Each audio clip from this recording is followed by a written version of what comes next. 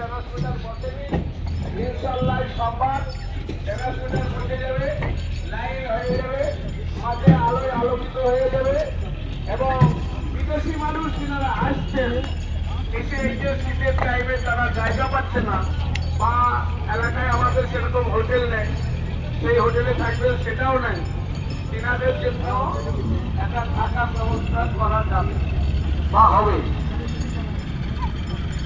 আজকেই হবে ইনশাআল্লাহ। আল্লাহ যদি রাজি থাকে মসজিদের নামাজ পাঠকের জন্য সেটা প্যান্ডেল হয়ে যাবে এবং কলখানাটা তো চলতেই আরম্ভ হয়ে গেছে। আর বিদেশিগুলা আল্লাহ রহমতে যখন আমাদের এখান নামাজ যেতে পারবে না, তিনারা ওই প্যান্ডেলের মধ্যে তিনারা থাকতে পারবে।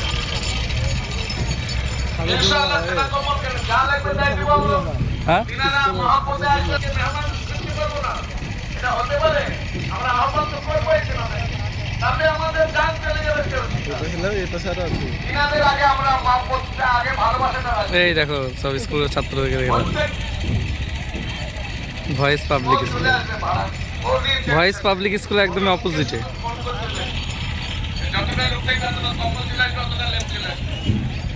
যাই হোক, আবারও বলছি, আমার এই এলাকা ভাই যারা এসেছে সকালবেলায় উঠে তাদেরকে আমি অনুরোধ জানাই